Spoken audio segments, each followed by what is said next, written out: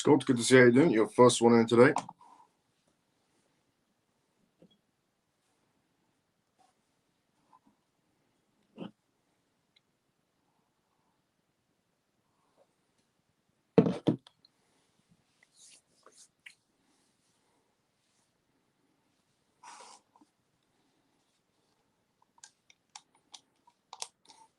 Let's go, Scott.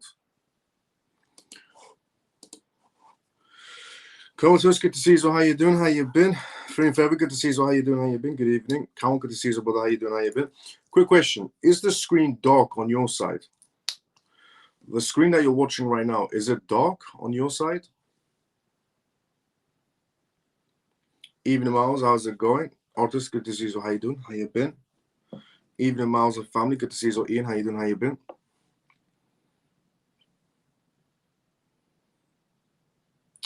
Hi, Miles of CMF. Dennis, good to see you. How you doing? How you been?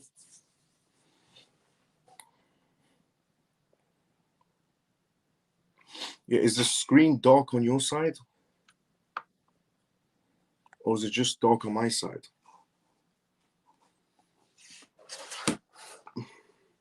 No. Okay, good.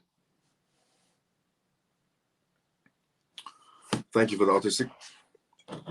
Because on my side, the screen is showing slightly dark, but so it's just on my side. Okay, that's good to know. Looks good. Let's go come to this. No, perfect. Let's go Free and Feather. All good. Let's go Mike. No, all good Miles. Let's go Ian. The boundaries are black. There is a picture in the background. Yeah, that's okay. Good day, Miles. Mike, good to see you. How you doing? How you been? So let's talk about what we are going to be going through on tonight's CMF episode of 231, by the way. We're on episode 231. On tonight's episode of the CMF Live, episode 231, we're going to be talking about Bitwise. We're going to be talking about Bitwise in terms of their new ETF proposals, getting ready for the institutional space. Then we're going to be talking about tonight's live regarding the crypto industry calling upon Congress to block some new DeFi rules and regulations. Now, we are expecting a multitude of rules and regulations coming in 2025, but obviously, as I said previously, the Biden administration of circus freaks are still in control, and they're trying to ruin crypto one last time before 2025 happens and Trump comes into power January 20th. So we're going to talk about that on tonight's live. Then we're going to be talking about Bitcoin in terms of the future of the US reserves. Ohio, Texas, Pennsylvania are leading the way. The new reports are in. That's what we're going to go through on tonight's live as well. Then we're going to be going through essentially Binance in terms of their bold predictions. Now, everybody's estimating that the United States is going to be the #1 leader in crypto assets moving forward due to the American markets being the biggest market space on the planet. Trump trying to make America the capital of cryptocurrencies. Binance, however, thinks that India is going to be the one that leads the markets into this global crypto revolution in 2025. So we're going to go through Binance's perspectives on that matter as well. Then we're going to be talking about Robert. Now, Robert is the founder of the book Rich Dad, Poor Dad. He's got a new perspective essentially on the market space, and some few CEOs on that matter have given their perspectives as well. So we're going to go through that. Then we're going to be talking about Ukraine and Russia once again. Now, yesterday we talked about Ukraine and Russia, essentially Ukraine trying to sanction essentially Russia in terms of using crypto payments. But we have new updates on Ukraine and Russia. And once again, it does seem like the meddling from the Biden administration of circus freaks is happening here. Then we're also going to go through essentially Citibank. Citibank has came out with a new perspective on the market space of how they see things going in 2025, and it seems all positive. They're saying essentially Trump is taking the charge, and crypto is one, here to stay, and two, it's definitely going to accelerate crypto in 2025. Then we're also going to be talking about another Latin American country, Cambodia, essentially coming in through and giving the green light to crypto assets. A lot of countries are coming out and giving green lights to crypto assets. Mainly, they're getting ready for 2025 because they don't want to get left behind. Then we're going to go through essentially Indonesia and talking about the adoption of CBDCs, the concept of retail CBDCs, wholesale CBDCs, and how their banks are also getting ready for 2025 adoption rates. Then we're going to be talking about the SEC focused on Ripple, where they shouldn't be. Instead, the SEC should be focused on Sam Beckman-Fried And this is a perspective coming on from Fox News. Fox Business News is actually talking about this matter. So, mixture of news to go through on tonight's live regarding Fox News talking about Ripple, regarding essential assets, Citibank's 2025 predictions of the market space, Binance predictions, other CEOs and executive predictions in Russia and Ukraine situations, which all affect the market space, to be fairly honest. Bitwise getting ready for their ETF that's focused mainly towards institutions, because the next clientele entering the market space are going to be institutional clientele. So before we go through any of those topics, I just want to say to everyone watching right now, welcome to the CMF Live. If you're watching us for the first time ever, welcome to the CMF Live. This is episode 231 of the CMF Live. Stands for Crypto House Family. I am your host, Miles. I go by the person Crypto Miles. And on this live, I talk about the most recent things that's happening around the world in terms of crypto news, CBDC news, AI news, politics, regulations, vital information for you to know about regarding the world completely transforming into a digital space. And we also do Q&As on this live as well, which means if you do have any questions, put it down inside the comment section. I'm more than happy to answer any questions you may have. And the disclaimer of this live, as always, is not financial advice, not political advice, and whatever I say is only for entertainment purposes. So, welcome to the CMF Live. If you're watching this for the first time ever, and if you're a regular, let's go CMF.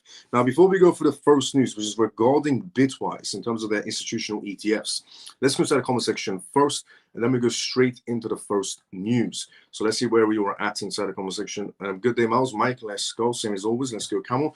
Pablo, good to see you as well. How you doing? Funky brother, good evening, Professor Miles and the rest of the family.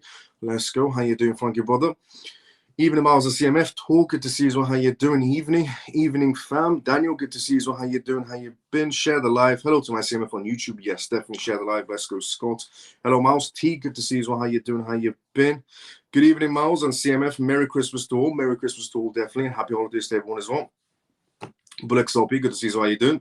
Morning, Miles and CMF family. Suze, good to see you. How you doing? How you been, Suze? Hello, Miles. Why always crypto dumping? It's not always crypto dumping, but the market is volatile. We still don't have a lot of things in place. We still don't have regulations, which is the vital part of cryptocurrencies to be able to survive. A lot of things still need to happen. So don't be too bitter about it. Evening, Miles. Zach, good to see you. How you doing? How you been? Now, I also want to say that thank you so much to everybody that's been retweeting this live as well, because I'm getting notifications. Thank you so much to everybody that's been retweeting this live, who's liked this live on X, and also has put a comment outside the live on X. And thanks so much to everyone on YouTube who's watching right now, who's also liked the live as well, and put a comment outside the live also. Good evening, Miles. How's it going? It's going great. Callie, good to see you. So how you doing? Perfect timing. So, on tonight's episode, the first news we're going to go through is Bitwise. Bitwise is essentially when pumping for XRP, some saying $6 soon, consider variable change is what I would say. Bitwise news. Bitwise proposes ETF focused on companies holding over 1,000 Bitcoins.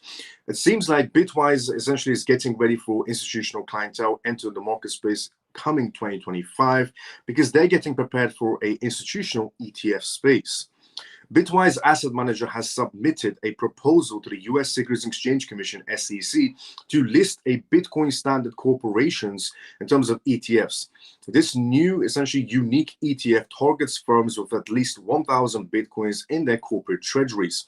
The ETF will consist of equities and securities and similar securities to such securities, including common stocks, depository essential receipts, and tracking stocks and other equity type securities of qualifying companies. To qualify, firms must have market capitalization greater than $100 million, and then they can join essentially this ETF proposal, a daily traded volume of above $1 million, and a public float of less than 10%. This helps to obtain the target list of good, essentially financial companies, while satisfying regulatory requirements. The fund will not have the conventional, essentially, ETF weighting by market capitalizations, but by essentially each company's market value in terms of Bitcoin. Some firms, such as Marathon Digital Holdings, with over 44,000 Bitcoins, will have higher weightings than Tesla, owns essentially 9,720 Bitcoins, despite the firm's higher market capitalizations. To reduce the risk inherent in investing in individual stocks, the ETF keeps the weights of the constitution stocks below 25%. This is the first time ever regarding essentially an ETF that is only for institutional clients. The Bitcoin Standard ETF is a part of the growing trend of institutional Bitcoin investment products seeking to offer compliant access to asset classes. These products capitalize on higher institutional demand for cryptocurrencies beyond essentially by Bitcoin's performance. Other recent filings show similar tendencies. For essentially instance, Bitwise offered a mixed Bitcoin Ethereum ETF to provide diversified exposures to two biggest cryptos by market value. At the same time, Granite Shares applied for the creation of a leveraged ETFs focused on businesses tied to crypto, and Grayscale keeps turning on crypto trust into ETFs to improve the market accessibility. It is true, Grayscale has a magnitude of a crypto portfolio, and each crypto asset that Grayscale does hold, they're one by one turning them into ETFs and applying for them, which is great to see. The Bitcoin ETF market has recently seen high inflows, market essentially after major outflows that have happened. According to the data, spot Bitcoin ETFs have witnessed $475.2 million in net inflows on December 26, canceling essentially the prior for 4 days of losses. Fidelity's Wise Origin Bitcoin Fund was the most significant, starting a recovery of $254.4 million, followed by ARC21 Shares Bitcoin ETF with $186.9 million. These trends indicate a renowned interest in equities linked to Bitcoin. This is attributed to the fact that they are new, diversified, and easily accessible in terms of financial products. Another notable proposal essentially offering comes from Bitwise in the form of a Bitcoin Standard Corporations in terms of ETFs, which only focuses on companies that use Bitcoin as a reserve currency. This approach is consistent with increasing concerns from corporations about incorporating digital assets into their financial managements. Okay, what this essentially just tells me is that not Bitwise essentially applying only for a Bitcoin ETF that's only for institutions is that we are definitely getting ready for institutional clientele entering the crypto space. We've had exchanges also start preparing some departments into their essentially crypto platforms, getting ready for institutional clientele. OKX Exchange, for example, is getting ready for institutional clientele. Binance is getting ready for institutional clientele. Coinbase is expanding their range in terms of institutional clientele.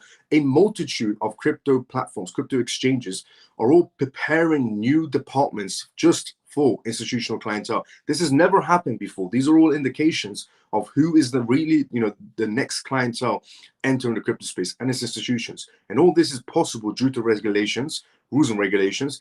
All of this is possible due to Gary Gensler firing himself January 20th and Trump coming into power. These are all positive news.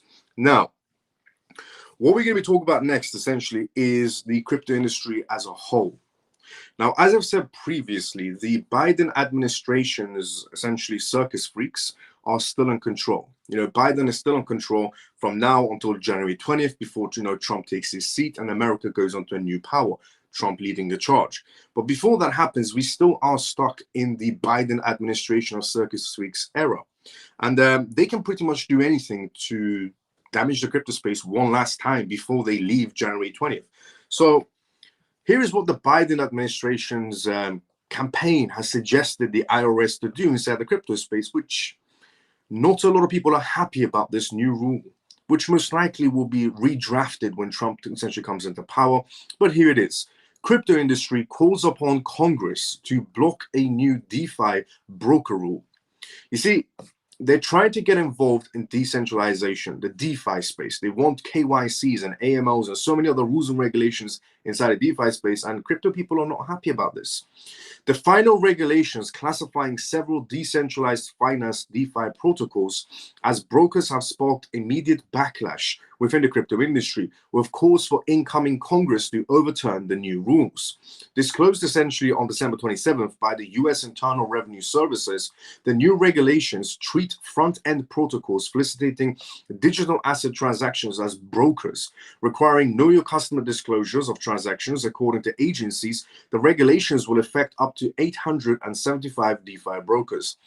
In other words, all of these DeFi websites that people are using, instead of using like Binance or Coinbase or Crypto.com, these centralized exchanges, and people sometimes prefer to use DeFi exchanges, DeFi spaces. Well, it turns out that America wants to regulate the DeFi space as well, which was a given But the way they're coming in with the rules and regulations, a lot of people are not happy with that matter.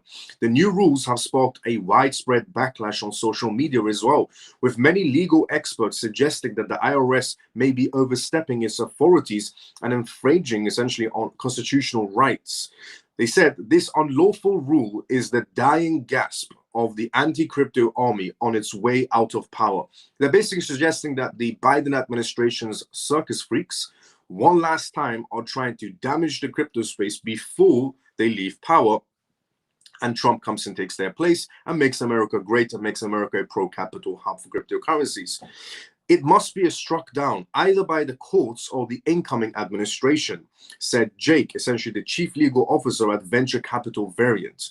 For Alexandra Grieve, the vice president of government affairs at venture firm Paragon, he said, the new pro-crypto Congress can and should roll these back via the CRA process next year.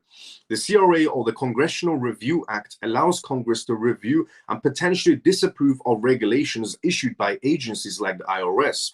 The DeFi broker definition encompasses platforms performing intermediary functions in flitting transactions, including a group of persons flitting transactions, whether or not the group operates through a legal entity.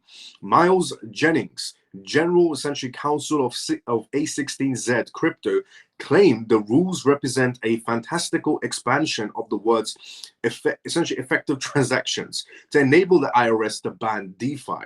It does seem it that way, that the IRS is trying to ban DeFi because they can't really control it, so they're trying to get rid of it. According to Miles Fuller, Director of Government Solutions at TaxBit, essentially the definition covers any provider that knows or is in a position to know whether the nature of transactions involved gives essentially a rise to the reportable gross proceeds from the sale of digital assets. In other words, every time you do a transaction essentially in the DeFi space, every time you do a transaction inside DeFi space, your governments want to know. If you're using anything inside DeFi space, your governments want to know, at least from the DeFi platform, if you don't report it yourself. And people inside the crypto space are saying, well, this is the DeFi space. This is basically the cash space. You know how cash is completely untrackable? Well, DeFi is like that for the crypto space. It's like the cash space. Nobody can track you, but the government wants to fully track you or ban it. And this isn't the current, essentially, this isn't the upcoming government, the Trump essential administration. This is the current one, the Biden administration of freak shows, circus freak shows that want to do this. Fuller explained that the two specific groups are specially essentially excluded from definition: validation services and wallet service providers. Advocacy groups in terms of blockchain association called the rules a final attempt to send the US crypto industry over shore. A statement by the group's CEO Christian Smith said, on behalf of the industry, we're prepared to take aggressive action to fight back. We also look forward to working with new pro-crypto Congress and administrations to roll back this and other anti-innovation rules. According to the IRS, the new regulations are expected to take effect as many as 2.6 million taxpayers. Nobody's happy about this matter. Nobody is happy about this matter in any sort of a way inside the crypto space regarding DeFi being heavily regulated. The government wants to know every transaction you're making inside the DeFi space. And a lot of CEOs, I'm talking about a multitude of CEOs and co-founders of major blockchain companies, all coming out and saying, this is absolutely absurd. We get the point that exchanges, crypto exchanges like Binance, Crypto.com, Coinbase, and Kraken, and so on, they have to be centralized because they're businesses. We completely understand that matter because they're operating as a business, and therefore they have to be centralized. But for the DeFi space, it's the DeFi space. It's just a line of code, and nobody should be essentially, letting out information willingly because it's the law, is what they're trying to suggest. Now, there's two sides to this argument. One side, the crypto space doesn't like, because the crypto space wants their freedom.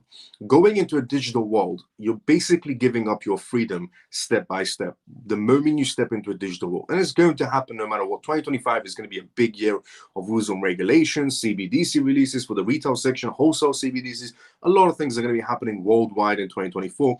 And every step we take inside the digital space is every step essentially we're giving up inside the freedom space. But DeFi was that freedom for us. And the more we go into digital world, the more we're going to lose, freedom essentially. Now, the other side of the argument is that if we don't regulate the DeFi space, for example. We just regulate crypto exchanges and we leave the DeFi space like the Wild West.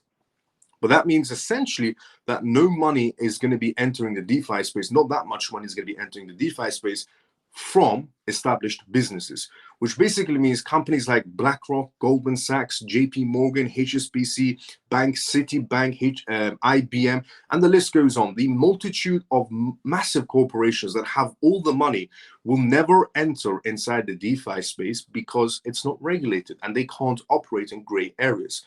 So we have to look at it from two perspectives. One perspective is if we regulate the DeFi space, then every transaction will be tracked. Not good. But if we don't regulate the DeFi space, no money will enter into it from corporations. Some people will say, fine, no money from corporations inside DeFi space. I don't care. At least we have freedom. But the whole point of crypto is wealth. So if you want to reach wealth, you need money start pouring inside the market space.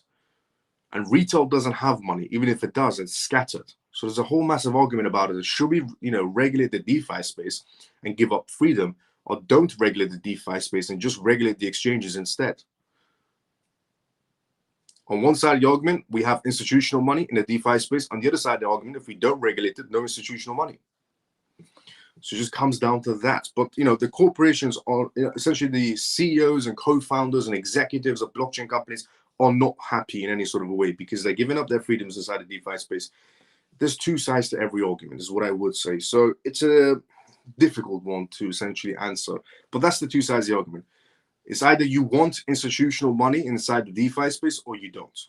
If you want institutional money inside the DeFi space, it needs to be regulated. If it's not regulated, no institutional money in the DeFi space. And otherwise, some institutions will enter into it, but it's operating gray areas and it might go into lawsuits and filings and so on. So many difficulties can happen from that approach. But what they're all pointing towards is that it's the Biden administration that's doing this for one last time, trying to stifle the crypto space, trying to make crypto companies leave the US one last time before Biden essentially, comes to an end January 20th. And they're saying this is Biden's last hooray at trying to stop the crypto space. This is Gary Gensler's last time trying to stop the crypto space, or Senator Elizabeth Warren's last time, or FDIC chairman's last time to stop the crypto space one last time before January 20th. It's not working out, I'll be honest. Everybody's rejecting it, and Congress will probably overturn it. They definitely would. And they'll probably try to create some rules where it benefits both sides. It's not full-on tracking, let's just say. But now moving on essentially from the DeFi rules and regulations from the IRS to, is Bitcoin the future of the US reserves? Ohio, Texas, and Pennsylvania are leading the way. The new reports are in. Before we go through that, let's go inside the comment section first. As I said previously, this is a live, which means if you do have any questions, put it down inside the comment section. I'll be more than happy to answer the questions you may have. So let's see what's going on inside the comment section first, and then we go straight into the Ohio, Texas, and Pennsylvania news in terms of their new Bitcoin policies and crypto rules and regulations and how they want to lead the way. So let's see where you're at. Good evening, Miles, and how's it going? Kelly, good to see you. How you doing? How you been? When pumped for XRP $6 soon? Considerable change. Hi from Malaysia, Shakira. Good to see you. How you doing? Can you explain for me how I can come residency in Dubai? It's a long explanation of how you can become residency in Dubai, but there are lawyers, accountants, and estate agents that could potentially give you a better outcome, a better perspective on the matters of how you can become a resident in Dubai. Peter, hi Miles, good to see you as well. Peter, how you doing? Evening, Miles and CMF. Manny, good to see you as well. How you doing? How you been? Hello, Miles and CMF. Glenda, good to see you as well. How you doing? How you been? Hi, Miles and CMF. Stormy, good to see you as well. How you doing? How you been? Good evening, everybody. I'm late to the party. Let's go. JP, good to see you as well, brother. How you doing, JP? How you been? Now, is Bitcoin the future of US reserves? Ohio, Texas, and Pennsylvania are leading that way. Bitcoin is slowly but surely being accepted inside the United States. Now, this is a new report that came out today on the individual and institutional levels. And state essential level legislative initiatives are pointing towards a new era of cryptocurrency regulations that's going to be happening in 2025. Data reveals that 1 in every 5 American now owns Bitcoin or some sort of crypto assets, pointing to a rising faith in digital currencies. State governments across the nation are gradually stepping up efforts towards the formation of a Bitcoin reserve, a move that Ohio, Texas, and Pennsylvania are spearheading in. The state bills are essentially to fight inflation and establish financial reserves through BTC. For instance, Texas has proposed a bill that permits its citizens to make payments of taxes and donations in Bitcoin. The state intends to hold and accumulate Bitcoin for at least 5 years without trading in it. And Texas suggests that Bitcoin is able to prevent the depreciation of the US dollar. Therefore, for the acquisition of Bitcoin, Texas wants to provide essentially a shield against future inflations and depreciation of regular currencies. Ohio's proposal is somewhat like Texas's proposal, but the primary emphasis is on the use of Bitcoin as a store of value. The Ohio Bitcoin Reserve Act provides the state treasury may invest in Bitcoin as an additional form of asset.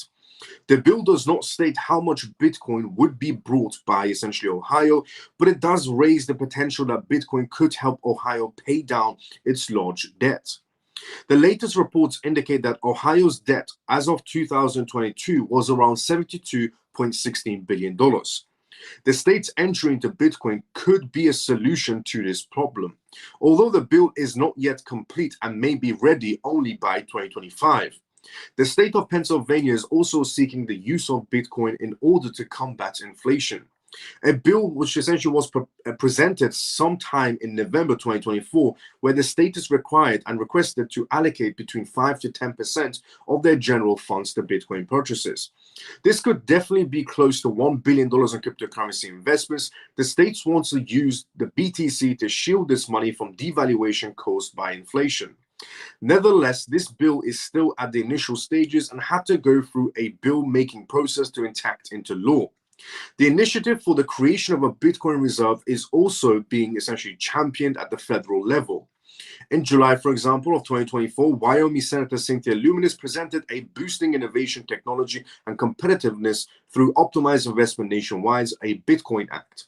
This bill suggests that the US government should buy 1 million Bitcoins out of the total 21 million of Bitcoins and store them essentially in a distributed network of vaults controlled by US treasuries. According to Luminous, BTC, as with gold, can be used as additional reserve assets on the country's balance sheets. She said this would assist in reducing the nation's national debt and safeguarding against inflation. Luminous also recommendations as essentially attracted much controversies. Opponents of the idea buying Bitcoins claims that this will only lead to weakening the US dollar. Nick Carter, a known critic of crypto, opinion that such a move would mean the beginning of the end of the dollar-dominated monetary system. This, he warns, could reduce the dollar's dominance. Nevertheless, Luminous continues to be a proponent of Bitcoin and thinks that her proposal will be approved. However, the journey to a national Bitcoin reserve is not a certainty. The effectiveness of a state-level strategies remains a matter of conjecture as well. Research has it that of every 5 bills introduced at the state level, only 2 bills will be passed into law. It could even essentially, be even lower in Texas, Ohio, or Pennsylvania. Even if these states' bills do not pass, these new proposals will most likely reappear in the future again. The main problems are still present in the process of realizations. According to the proposed bill, Texas might have problems with collecting taxes that were paid in forms of Bitcoin. People have questions about how the taxing authorities will be able to recognize and confirm Bitcoin transactions. In the same way, Ohio and Pennsylvania have to work out how they essentially will handle Bitcoin and reserves as well. And these challenges show that the adoption of cryptocurrencies into the government system is not an easy task. As the debate over Bitcoin reserves continues, one thing is very clear. The use of Bitcoin in American financial system is changing soon. As more and more states consider adapting the currency, and as the federal government considers a proposal to regulate it, Bitcoin is becoming viewed as something beyond an investment vehicle and has become a valuable resource with the ability to help and recommend the future of US economic policies. So, Ohio, Pennsylvania, and Texas are pretty much leading the way into a Bitcoin future in terms of reserves of assets and so on. And they've all, tried to get some bills ready to pass. And they're all stating that 1 in every 5 Americans owns some sort of crypto assets.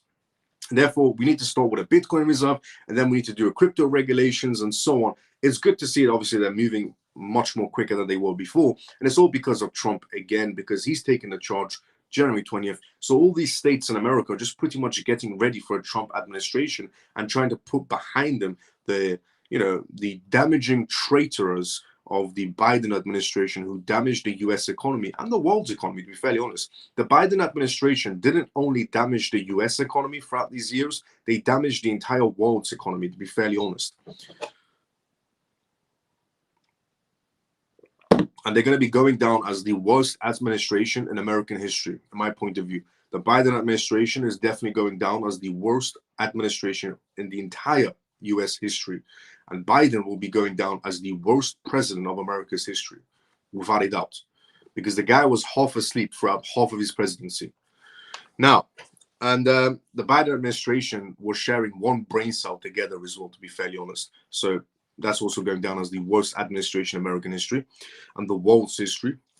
But going back to essentially Texas and Pennsylvania and Ohio, essentially taking a charge, trying to bring the regulations in, trying to get Bitcoin as a reserve, trying to accept Bitcoin as taxes.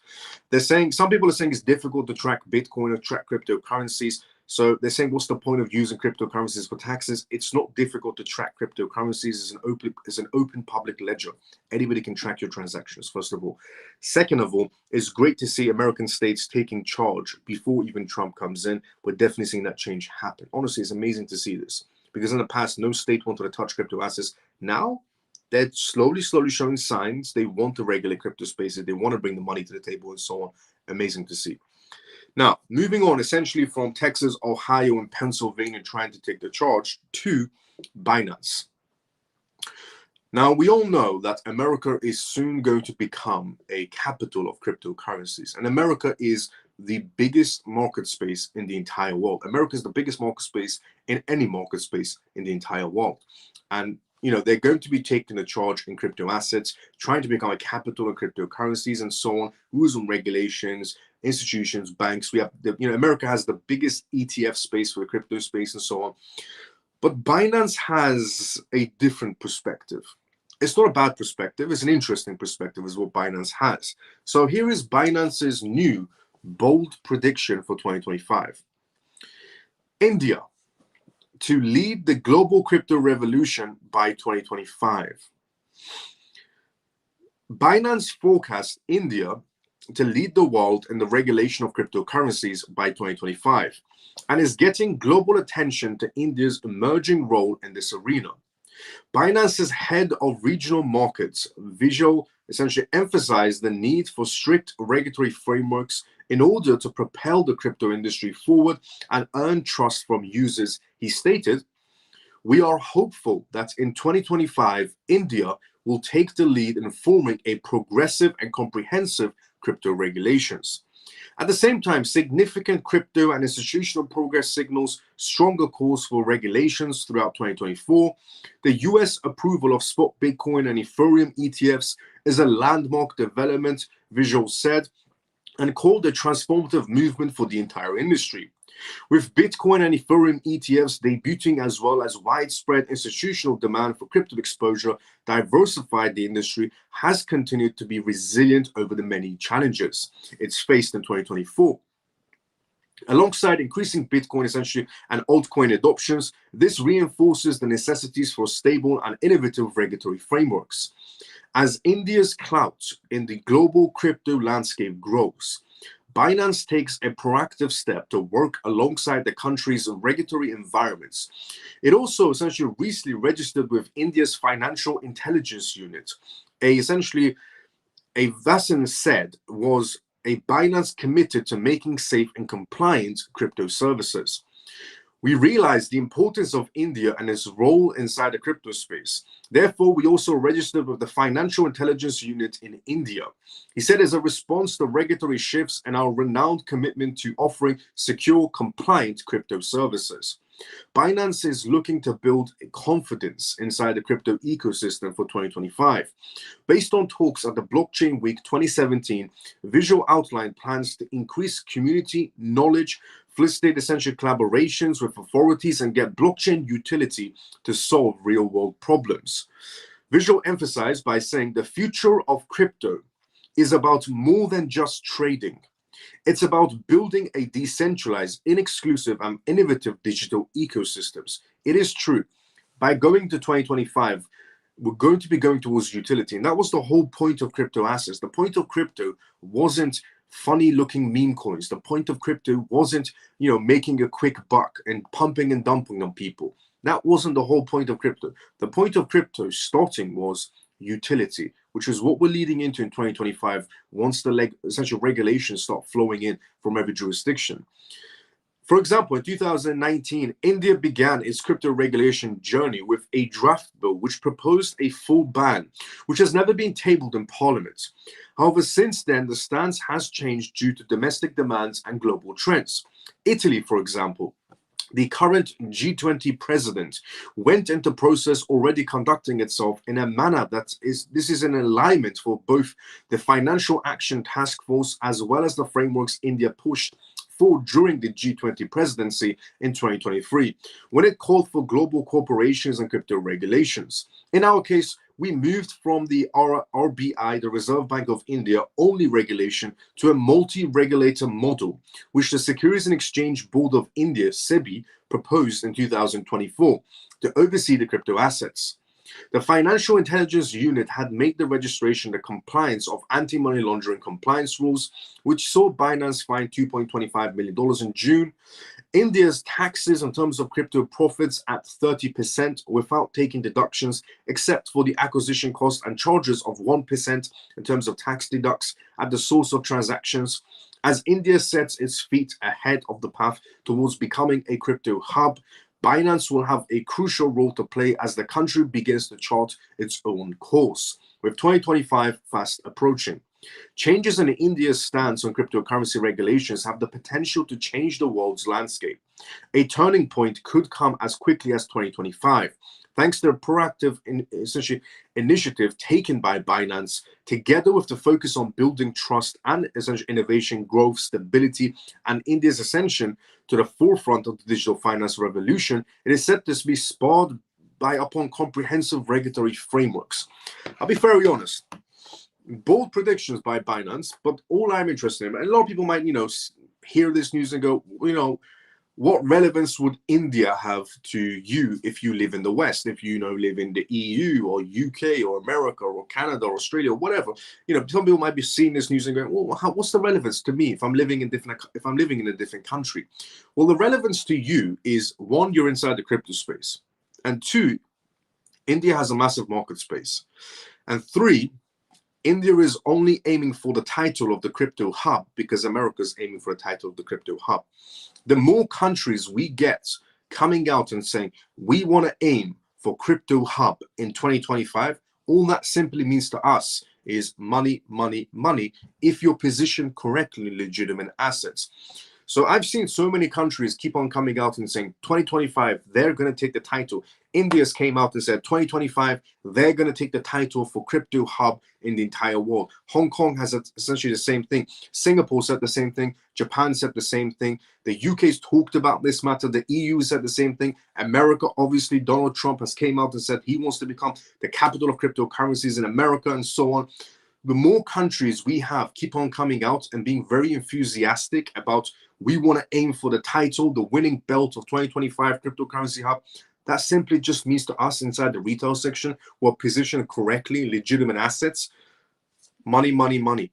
We're going to make so much money because of all these countries aiming for that title of crypto hub.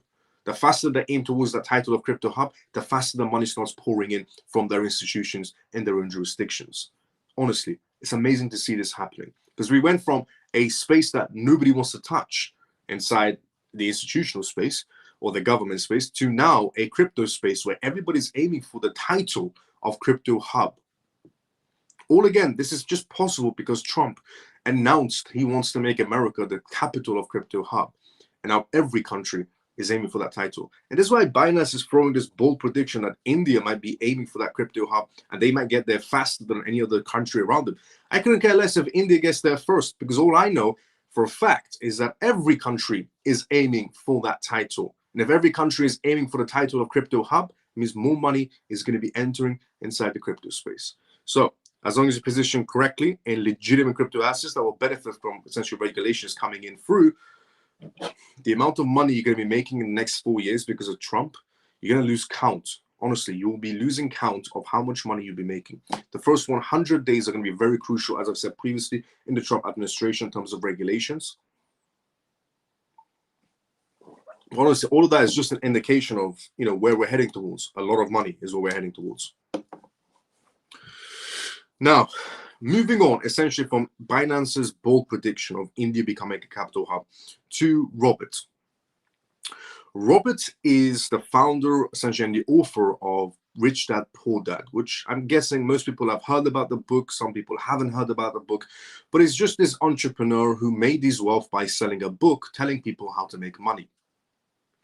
So Rich Dad, Poor Dad essentially has given his perspectives many times inside the crypto space. He's given his perspectives of gold, stock market, and so on. And he's got some other CEO perspectives on this matter in his new, essentially, perspective. Here it is. Robert, the author of Rich Dad, Poor Dad, offers an insane theory on who's driving Bitcoin's price down. This is his perspective on who's driving Bitcoin's price down.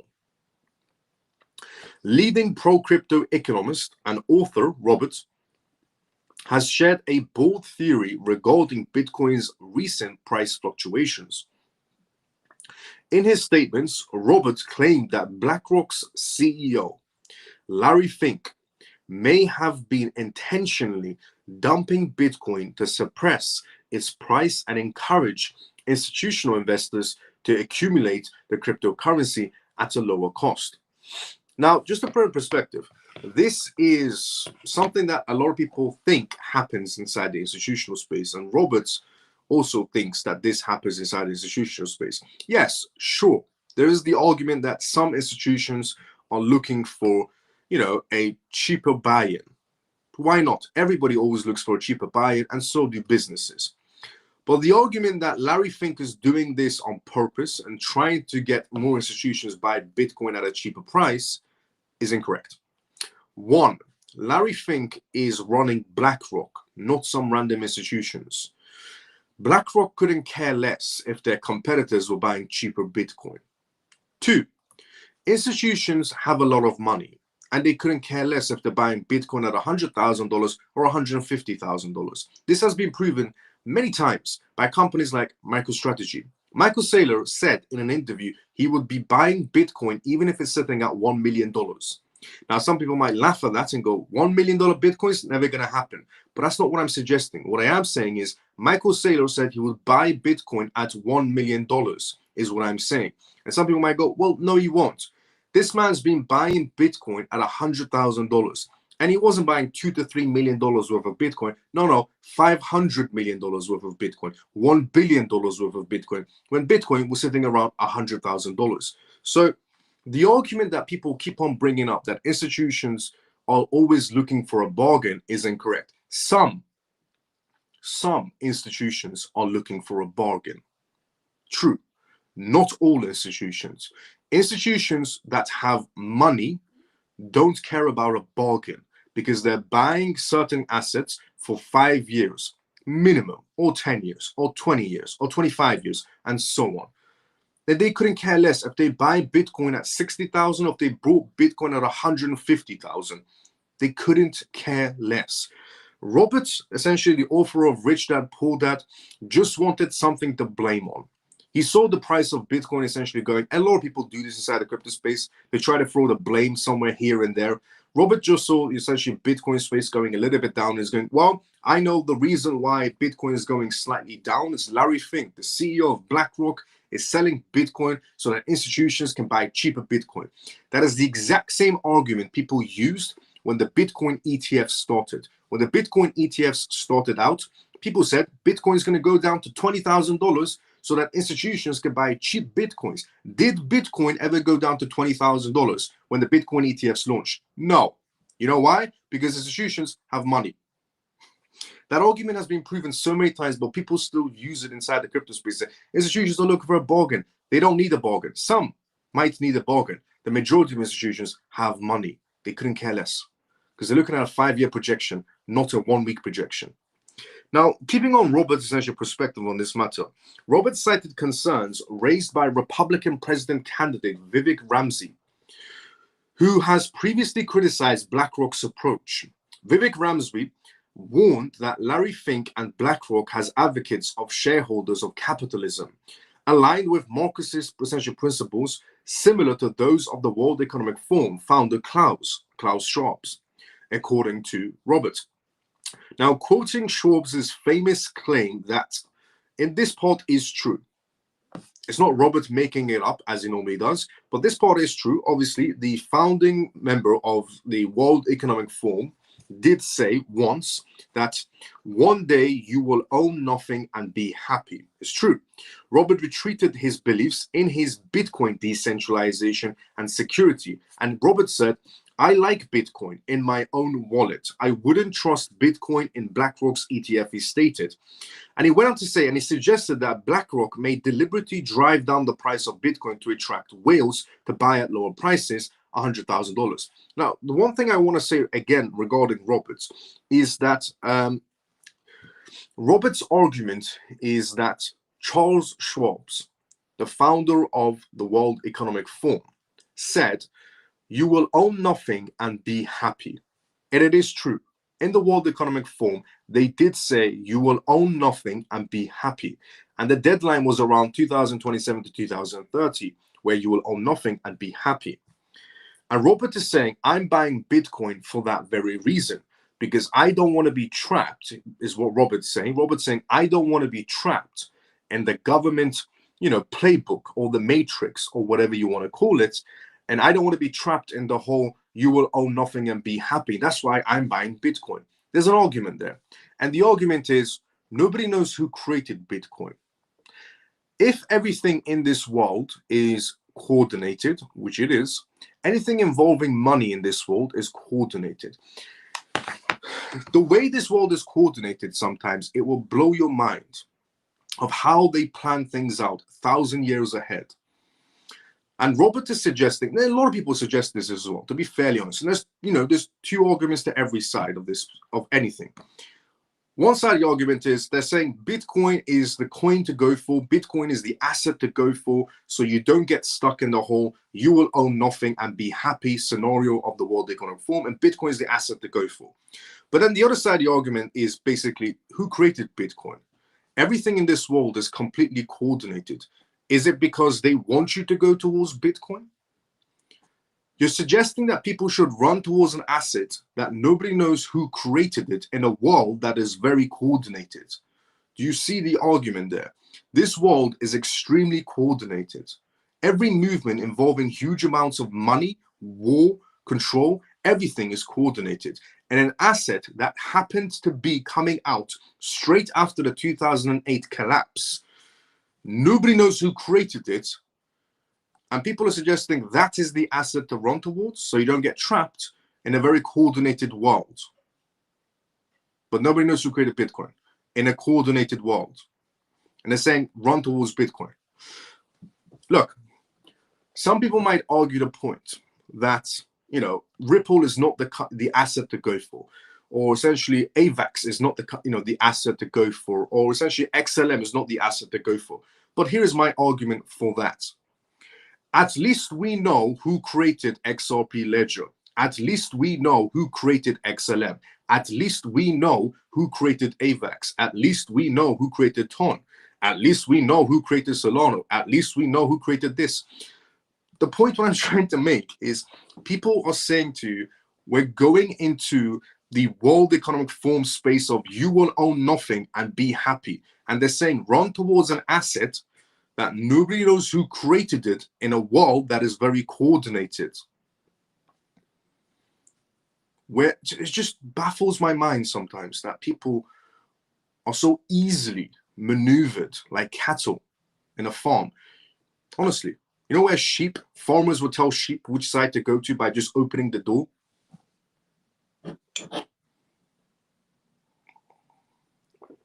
Just wanted to make that point. at least we know who created the XRP ledger, and at least we know who created XLM, and at least we know who created HPO, at least we know who created AVAX, at least we know who created TOR, and so on. But we don't know who created Bitcoin. We can assume who created Bitcoin. Very coordinated. Blows my mind that people are saying to other people that you should run towards an asset. Nobody knows who created it in a world that is very coordinated. And we're going towards you will own nothing and be happy. Robert also suggested that BlackRock may be deliberately driving down. Let that one sink in. Robert has also suggested that BlackRock may be deliberately driving down the price of Bitcoin to attract whales to buy at lower prices. Despite this speculation, he remains hopeful about Bitcoin's long-term value. He said, I will continue to buy more Bitcoin because Bitcoin will go higher. No doubt about it. Limited supply, although BlackRock said that limited supply can increase. Robert also said, predicting that Bitcoin could rise to $350,000 by 2025. Bitcoin rising to 350,000 might be a bit of a leap, but Bitcoin rising in price, it's going to happen without a doubt, because if more countries start, creating some sort of a reserve, the hype is there and so on, then yeah, I can see that possibly happening, Bitcoin going higher in price.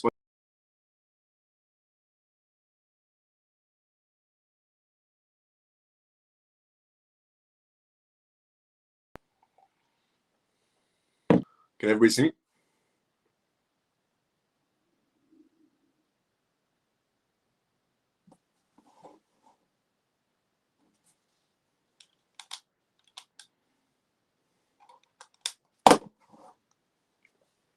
Can everybody see me?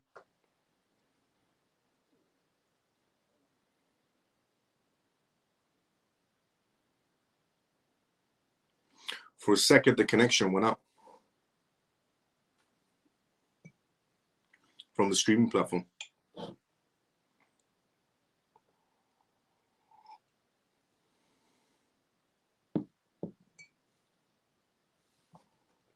I don't know what happened. For a second, the connection went out.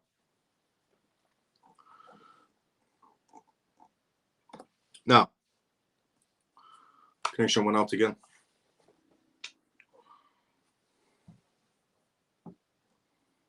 What is happening?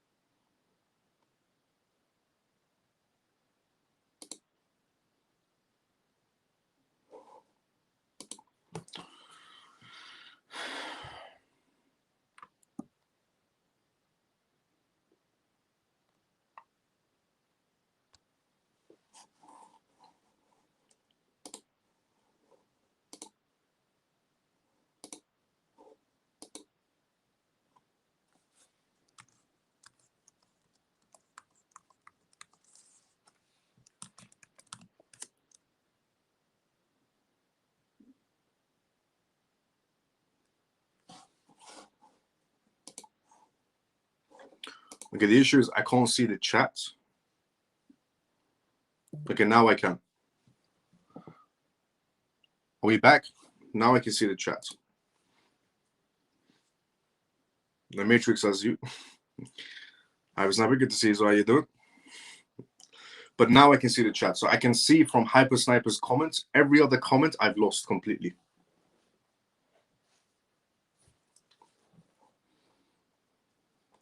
Hi, JP, good to see you. What are you doing? All good, Mike, let's go. See you all good like XRP. Stop stressing, bro.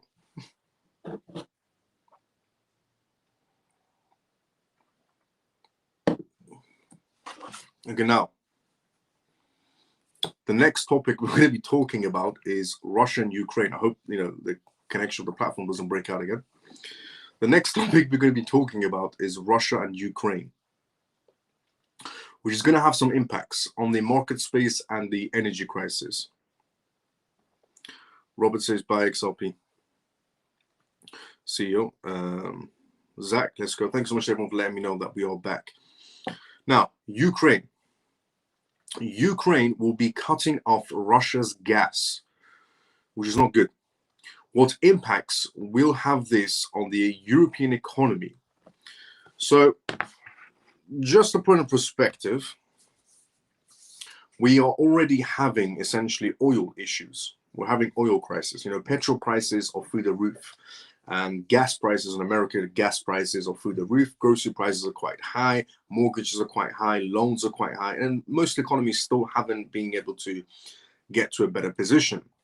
So out of all of these scenarios, Ukraine has decided to essentially cut off Russia's gas to the EU, which means that Ukraine is going to put pressure, Zelensky is going to put pressure on the EU, the UK, and a few other countries in terms of gas prices. So coming 2025, if this happens, coming 2025, your gas prices are going to go through the roof. Now, if they put people like the retail section into some sort of a pressure, it means that the retail section won't have enough money going forward to invest. All of this impacts everything.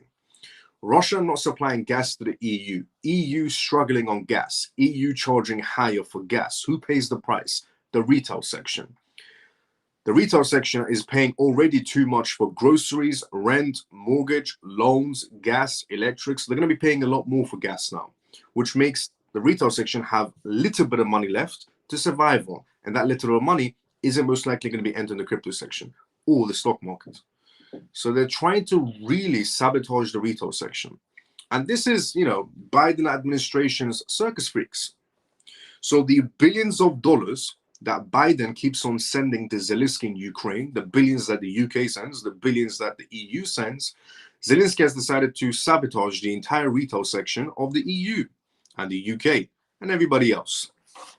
Ukraine is preparing to close a strict route for transit of Russian gas to the EU as early as January 2025. Certainly, this decision proves symbolic in the ongoing energy war. Nevertheless, it could have major impacts on the economy of several European countries. The announcement from the Ukraine to cut the transit of Russian gas particularly worries the economics of Slovakia, Moldova, Hungary, and the list just goes on of EU countries that are going to get affected from Russia not selling them gas. Heavily dependent on Russian imports, these countries risk essentially seeing their energy bills go higher in price. So if you are already paying too much on energy bills, you're going to be paying a lot more on energy bills thanks to Zelensky. For these countries, shortage and rising gas prices could exacerbate an already critical economic situation. For Russia, this transit represents a crucial financial windfall of $6.5 billion per year. Russia is going to take a damage of $6.5 billion per year. Its removal will essentially weigh in on strategic investments, particularly military ones. For its part, Ukraine will lose hundreds of millions of dollars in transit revenues. This further complicates the public finances. The cessation of this could also, in terms of the cause of the European energy strategy, certainly the European Union has reduced its imports of Russian gas to less than 10%. They're lying through their teeth. However, some nations like Austria have recently moved on from the historic contracts with Gazprom and prefer diversified supplies, essentially. While some states like Hungary downplayed the impacts of this cut on their economy, thanks to Turk Stream's others, and like Slovenia, do not have the same leeway. Europe will need to step up its diversification efforts and investments in alternative solutions to avoid a crisis in energy supply.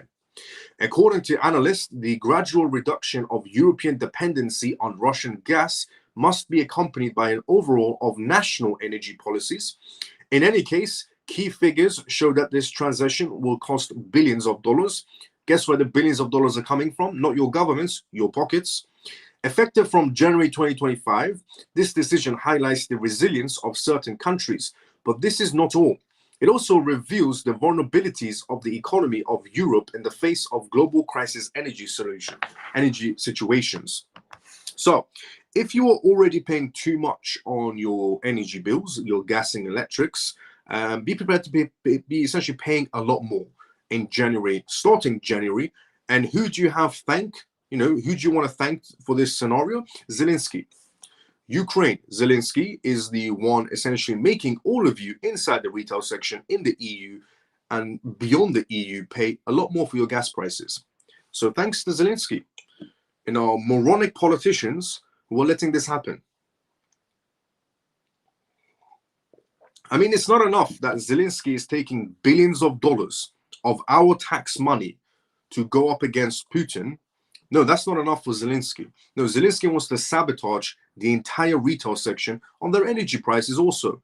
Because of Zelensky, we're already paying too much for petrol and diesel. Now we're going to be paying a lot more for gas. This should be interesting. Honestly, I'm really prepared for Trump to come. Like, I can't wait any longer for Trump to come. I need Trump to come sooner. January 20th is too far away. Trump needs to come sooner because Biden's administration of circus freaks are damaging the world's economy. This is why I say Biden's administration will go down as traitors to the American people and the entire world. And Biden will go down as the most useless president in American history. Honestly, there was no other way I could have put this.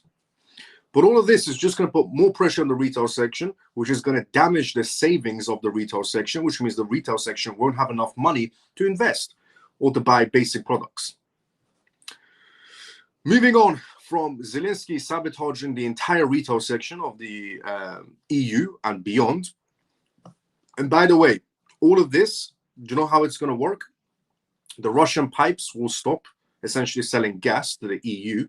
And Russia instead is going to sell gas to India, and then India is going to sell back to the EU and the rest of the world Russian gas, but through India, because now apparently it's Indian gas, even though it's Russian gas, at a much more higher price. Same thing happened with oil. We can't directly buy oil from Russia, but we can buy from India, who gets their oil from Russia. Now, how stupid does that sound?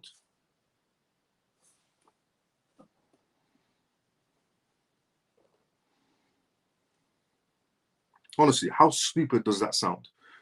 That we can't directly buy Russian oil, but we can buy it from India, even though it's still Russian oil, at a much more higher price.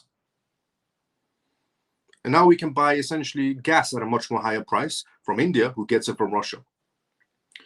India is really profiting from the West's misery. Now, Citibank is what we're going to talk about next. Moving on from Zelensky and the Biden administration of circus freaks and the useless president of America, Biden, to Citi. And the best part is, some people wanted 4 more years of this. Honestly, some people were voting for Kamala Harris. People were really saying to themselves, I want 4 more years of this misery to extend. Thank God, honestly, thank God Donald Trump won. Thank God Donald Trump won, because our futures would have been effed completely.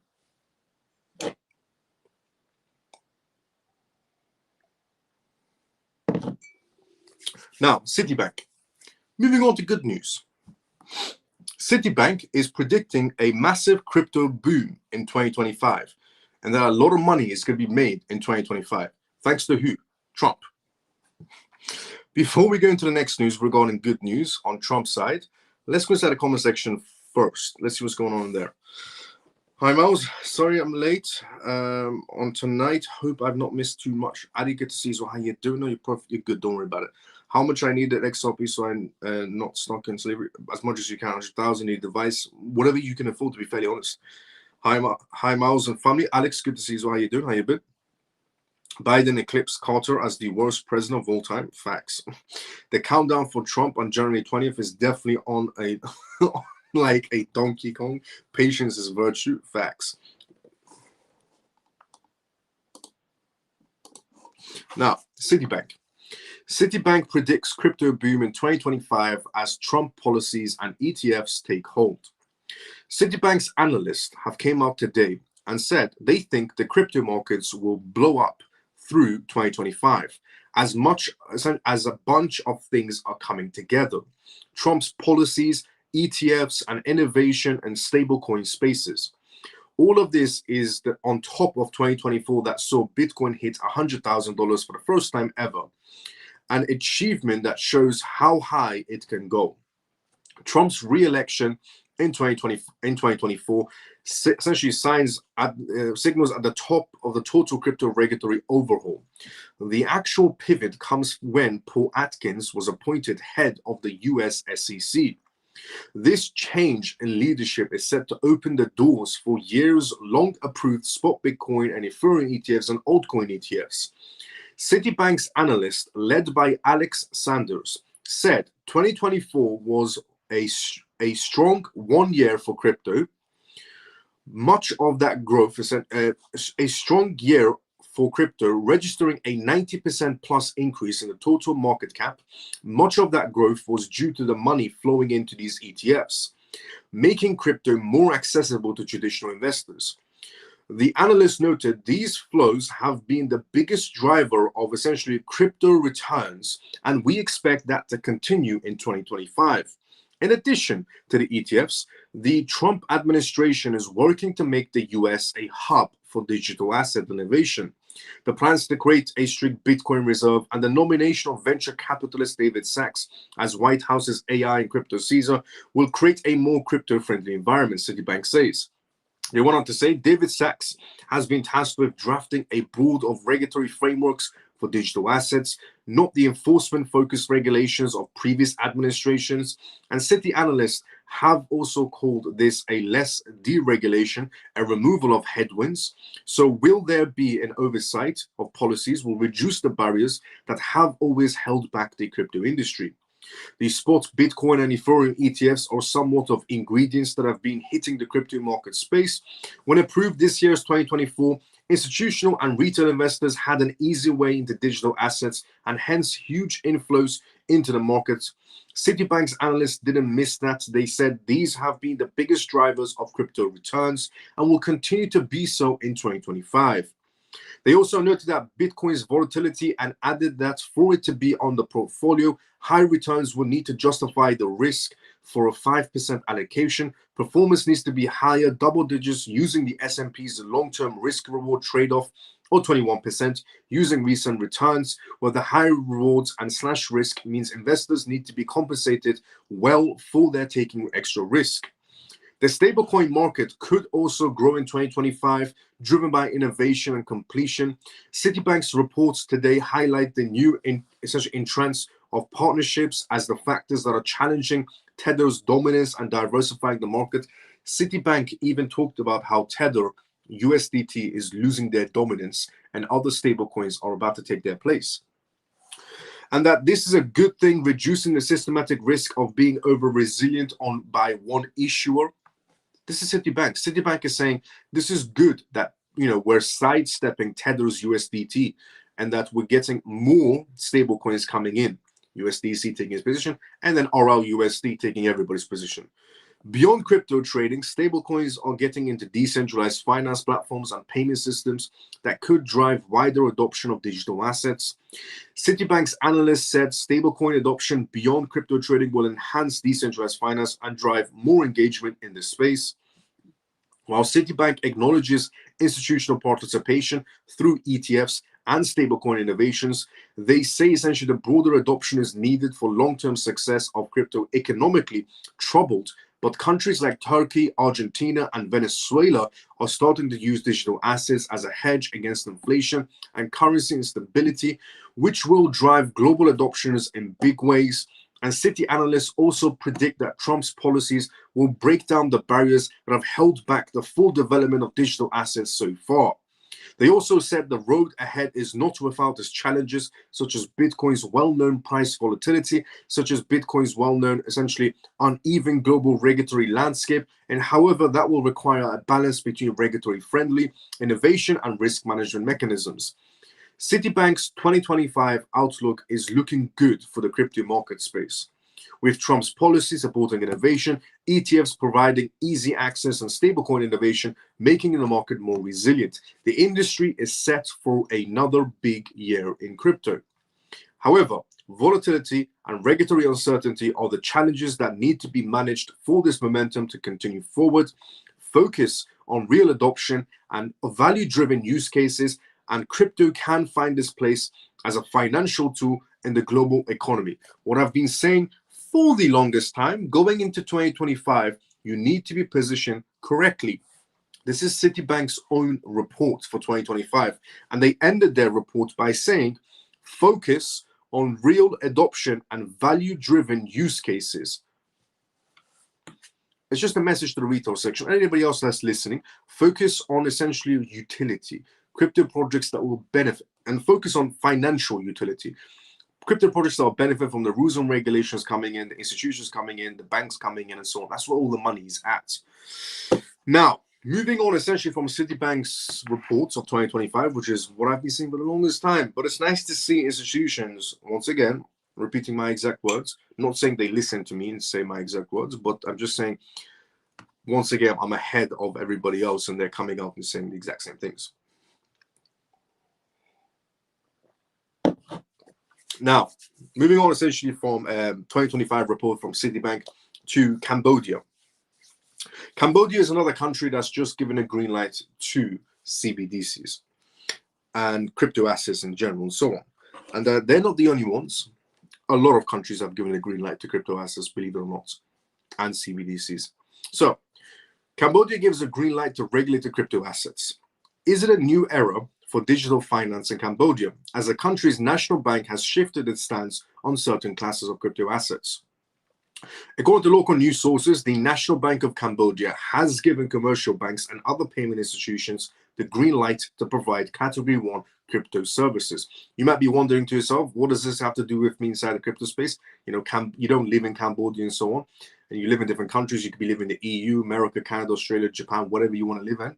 And how is this relevant to you? How is Cambodian news relevant to you? Well, the relevance is that, as you can see, one by one, every country is greenlighting crypto assets. One by one, every country is greenlighting CBDCs. Why? Because they don't want to get left behind in a digital world. These are all indications of what's going to be happening in 2025. The shift is a stance, followed by formalization of the ministerial decisions issued on Boxing Day and announced by NBC. A move many have come to terms as the country's gift to improving their financial sector. Notably, the Category 1 crypto assets do not include the adoptions of essentially Bitcoin, Ethereum, or any of such unbacked cryptocurrencies. The green light is only for crypto assets backed by fiat and stablecoins and CBDCs. Who benefits from CBDCs? If a country comes forward and says they're green lighting essentially Category 1, it means they're greenlighting CBDCs and stablecoins. Who benefits from CBDCs? 24,000 plus crypto projects, and only one has an active CBDC platform and multiple CBDC awards. XRP. Following this approval, any commercial bank interested in offering crypto-based services must get clearance from the NBC. If authorized to proceed, such commercial banks or payment institutions can then engage in crypto asset exchanges. That is, they can swap essentially fiat currencies for crypto assets and provide custodial services for crypto assets and transfer of assets between accounts. Every country is genuinely getting ready for CBDCs happening in 2025. Prior to this decision and NBC's announcements, citizens of Cambodia were forbidden from engaging in crypto transactions. The Southeast Asian country also prevented any form of trading activities using crypto, as the authorities generally considered crypto assets too volatile. Additionally, crypto assets were seen as enabling criminal activities, including fraud and money laundering in the black markets. Thus, the development marks a notable essentially shift towards embracing the cryptocurrency industries. Although Cambodia is still in the early stages of liberalizations, market watchers are accepting it as a move in the right direction. The country now joins the global trend, gaining traction in the EU and Hong Kong. On that topic as well of CBDCs, just to give you a little bit more of an example, that in 2025, CBDCs will be a big thing. Inside the crypto space, for the time being, The big things inside the crypto space were the retail section going towards meme coins and funny looking animals, and the institutional section going towards Bitcoin ETFs so far. And behind the scenes, there was a lot of developments in terms of crypto projects, and some regulations passed and some ETFs passed and so on. Some paperwork was done, some building and progress was done. That was behind the scenes. Now, going to 2025, CBDCs will be playing a major role. Let's not forget, 98% of centralized banks are in CBDCs, and that's according to the International Monetary Fund and the Bank of International Settlements. And on the topic of CBDCs, Indonesia is also essentially concluding its proof of concept for wholesale CBDCs. The Bank of Indonesia has announced the completion of a proof of concept for its central bank digital currency, CBDC, as it tries to keep pace with the rest of the regions. According to an official announcement, the completion of the POC signals a commitment from the banking regulator to proceed a digital rupee to essentially complement existing payment options. Dubbed the immediate state, the POC lays the foundation for advanced studies into the feasibilities of a CBDC for the Southeast Asian essentially nations. Bank of Indonesia Governor Perry disclosed that the latest milestone confirmed the sustainability of distributed ledger technology-based systems for CBDCs. He said, "This achievement is a manifestation of Bank of Indonesia's commitment to the development of the digital rupiah in a response to the rapid growth of digital financial economies." The official report reveals that the central bank explored 2 DLT platforms to test the emerging technologies. The study leaned on R3 coders and Hyperledger's BISO, gauging each DLT platform on their issuance and transfers and redemption capabilities. Perry also noted that the POC adapted a through-on-through stance during the process, testing each POC against over 50 predefined metrics. Both platforms scaled the test while demonstrating remarkable abilities to scalability, privacy, and resilience against attacks from bad actors. The POC went on to explore smart contracts, use cases, triggering speculation, and the digital rupiah will have the programmable functionalities while testing interoperability while existing payment standards. Introducing DLT in the quest for CBDCs is expected to improve the state of liquidity management in the payment space. However, ecosystem players are rubbing their hands in the essentially glee at the prospects of integrating cross-border payment solutions and their domestic counterparts. Experts say the completion of a POC could fast-track things for Bank of Indonesia, with the central bank keen on releasing a consultative paper in the coming weeks. As a part of the intermediate state, previously the central bank had rolled out a white paper introducing the concept of the digital rupiah, the players inside the financial ecosystem, and the general public. While Indonesia's authorities are steamrolling towards CBDCs, skepticism for digital assets are essentially at an all-time high. In the country, a streak of black swan events has since triggered a stiff clampdown from regulators to protect investors. Under the new rules, digital assets will be viewed as securities, placing them under capital market flows and laws. The Ministry of Trade followed up by the resolution of requiring 2/3 of directors in digital exchanges to be residents of Indonesia, while rolling out national digital currency exchanges for everyone. So, just want to point this out, okay, regarding the matter of CBDCs. There was also a few other news articles that came out. One of them was, for example, that New Zealand is coming out and they're saying that 70% of their residents don't like CBDCs, which is understandable why people inside the retail section don't like CBDCs. I completely understand that because they're controllable assets. Even though your central banks of your own jurisdictions might say and come out and say, no, we care about privacy, we care about your privacy, we don't want to control you. Nobody believes them, to be fairly honest. But it's something that's going to happen either way. So it's either, as I've said previously, you get adapted to the idea of CBDCs are going to happen and try to find a solution for yourself. And the easiest solution is the backbone. The backbone of a CBDC is what you want to be aiming for. And some people might argue the point is it's not that crypto project, it's this crypto, or whatever. The easiest way to tell is who's listed where. 24,000 plus crypto projects. It couldn't be simpler. 24,000 crypto projects plus And there's only one crypto project that has active CBDC platforms and multiple CBDC awards, and that is XRP. And we're going towards the CBDC world.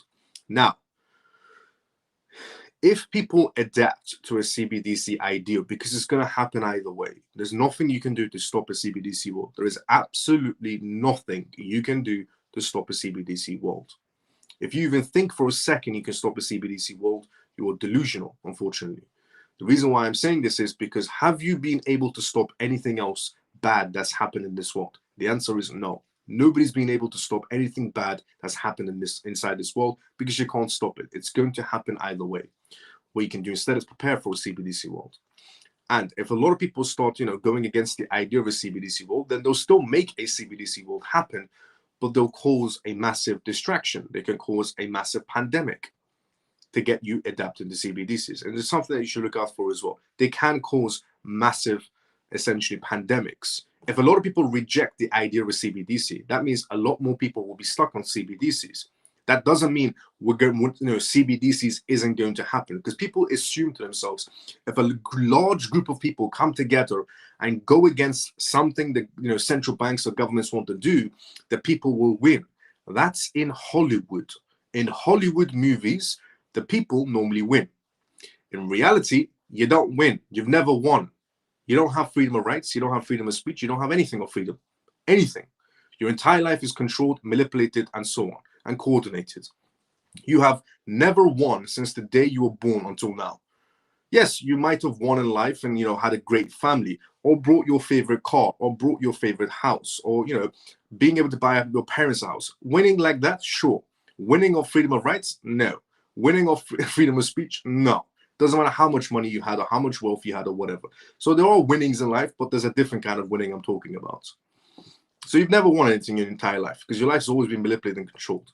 So what I'm trying to say is either adapt to a CBDC world and go for the backbone, XRP or XDC or HBAR or XLM, or you're going to get trapped in a CBDC world and they're going to be causing a pandemic. Most definitely.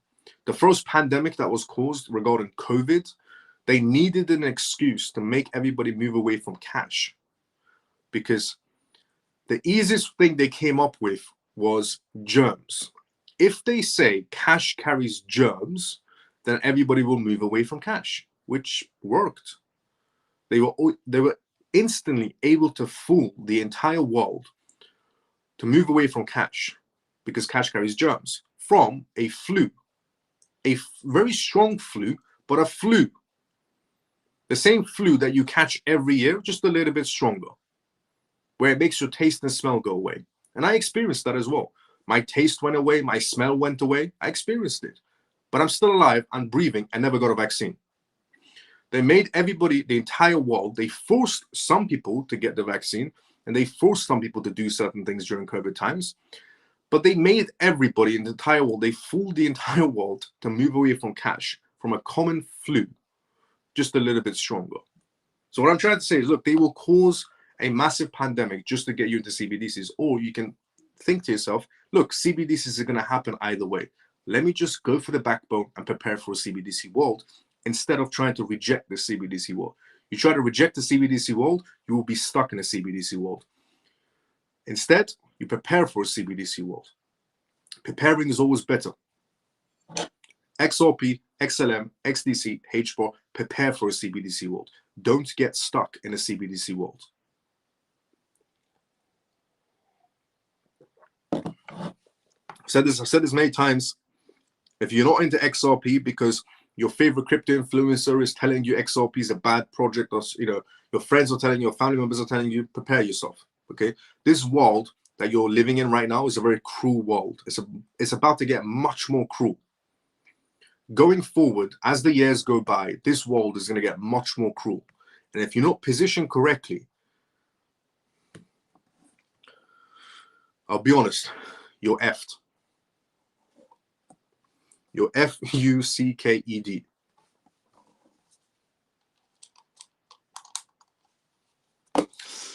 XRP, XLM, XDC, HBAR. Simplest way I could put it. Now, on the topic of XRP, Ripple, and so on, before we go to the next news, let's go to the comment section first. As I said previously, this is a live, which means if you do have any questions, put it down in the comment section. I'll be more than happy to answer any questions you may have. So let's see what's going on in the comment section. Then we go straight to the next news.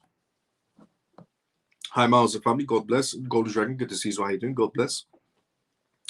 So, brother, Miles and family. David, good to see you as well, brother. How you doing? How you been? Miles, I know that things are fluid, but what's your opinion today on the following? Okay, Matic, good. And Radix, good. MXC, not so good. XPR, not so good. Safe, good. SDEX, all right. VET, good. Miles, can you tell me how to exchange money from one country to US dollars? I have money from other countries I have invested in and wanted to move into XRP and XLM. Any suggestions? Yes, the platform you use to buy that money from should give you a conversion option. If you want, direct message me, Scott. If you want, send me a screenshot of what platform you're using so I can probably tell you where to convert it from in that same platform. The platform that you use to buy other currencies, fiat currencies from, most likely has a convert section where you can convert it back to US dollars and be able to use it to buy crypto assets. So direct message me, I'll take a look at it, no problem. I dollar cost average some XRP today since it's down in price from last week. Let's go, Scott. Let's go, Miles. Let's go, Callie. Miles is on a roll. Share the live. Invite some friends and family. Let's go, Scott. In the midst of chaos, there is also opportunity. Facts. What Davies has just basically said. Absolutely facts. In the midst of chaos, there's always an opportunity. Same here, jab free. Let's go, Daniel. They're already talking about a flu that may take about 50% of the population, stock up on some antibiotics for a rainy day. Let's go, Lena. Yeah, I've heard as well that they're talking about a new virus that's coming around. I couldn't care less, honestly. They're talking about aliens are going to be landing on planet Earth. I couldn't care less about aliens. I couldn't care less about the new virus, you know, COVID 2.0 coming around. I couldn't care less about any of these scenarios. And I think I'm not the only one in this world right now who just couldn't care less about aliens, COVID 2.0, or any of the government scenario that's coming up from these politicians to ruin this world even more. I don't think I'm the only one. I think there's a lot of people now who just couldn't care less. And all we're focused on is trying to find an exit route. And crypto is your exit route. And this is your only exit route, just to put that in perspective. You have no other exit route left. Crypto is your only exit route before everything goes to SHIT. Honestly, before everything goes to SHIT, crypto is your only way out. But it depends on which crypto projects you're in, so you're positioned perfectly. XRP, XLM, XDC, HBAR. But yeah, I've seen a lot of people just say, you know, they couldn't care less about aliens. They couldn't care less about, you know, what's happening on the news and so on. We just got to a stage as humans that, you know, we've just couldn't care less. And all we're focused on is making that money so we can leave this miserable life that everyone's pretty much stuck on. Now, thanks, Miles. No problem, Scott. Okay, thanks. Let's go, Scott. No problem. What if I hold the currency physically? Then what do I do to it? If you hold fiat currencies physically and they're from different countries, then you're better off going to an exchange or your bank. Your bank should be able to convert those currencies, those fiat currencies, to anything else as you want.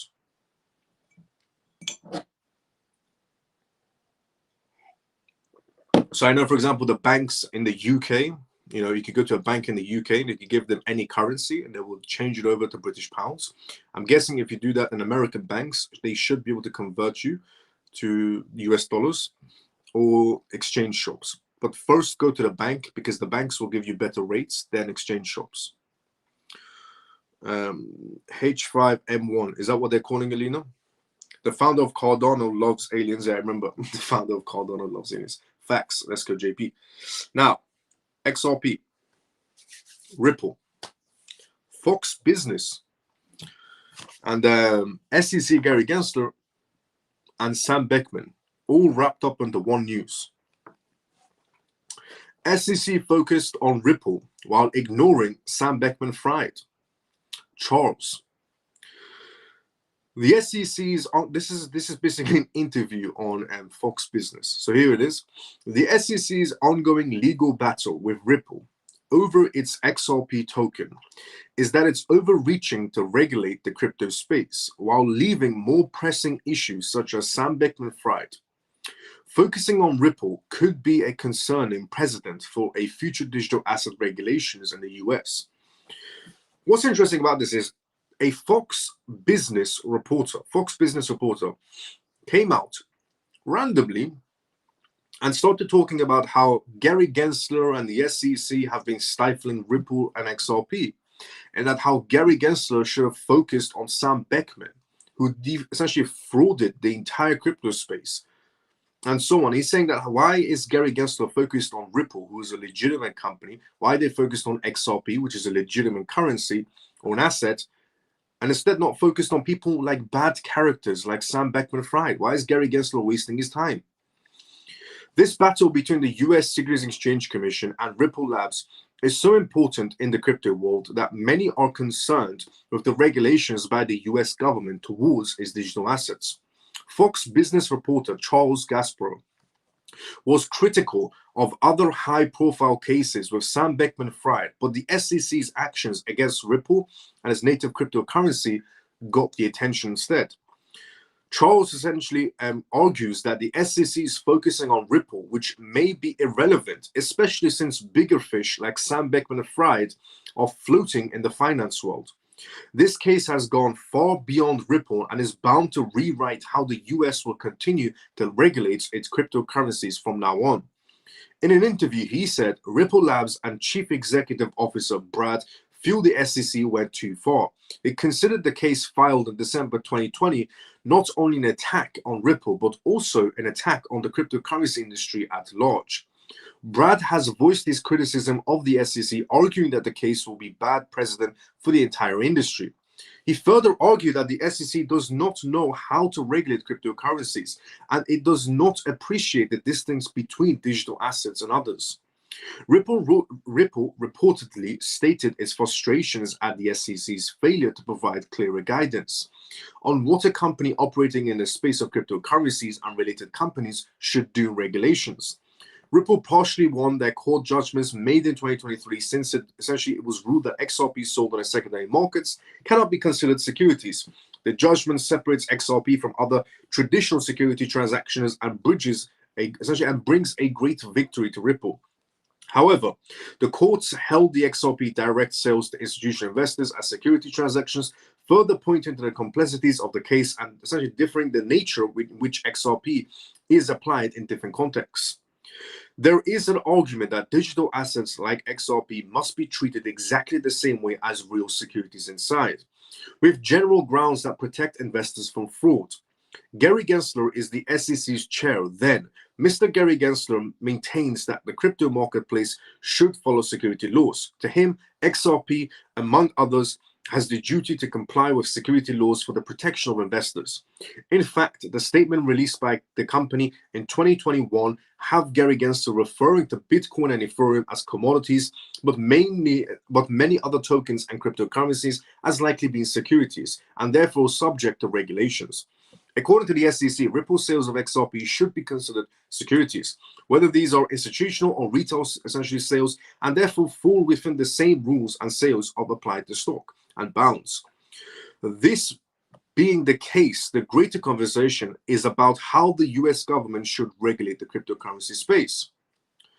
And critics have pointed out that the aggressive stance that the SEC has taken towards Ripple.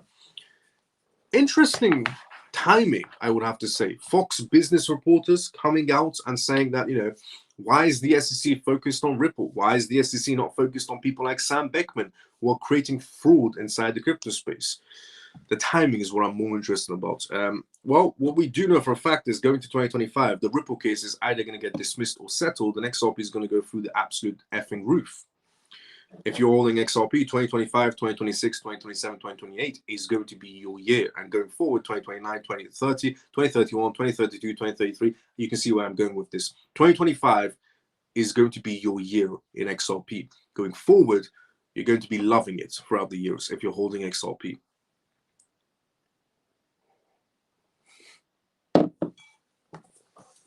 And on that topic, we've also reached the endings of tonight's live. All good things must come to an end, which they have now. This was the CMF Live. This was episode 231. This is episode 231 of the CMF Live. We're on episode 231, which is crazy. Thank you so much to everybody that tunes in for every episode of the CMF Live. This live is between Monday and Friday, and today being Friday, which means I will be seeing everybody on Monday, 11:25 p.m. UK time, as always. This was the CMF Live. It stands for Crypto Mouse Family. And on this live, I talk about the most recent things that's happening around the world in terms of cryptocurrencies, CBDCs, AI, politics, regulations, vital information for you to know about regarding the world completely transforming into a digital space. I will see you.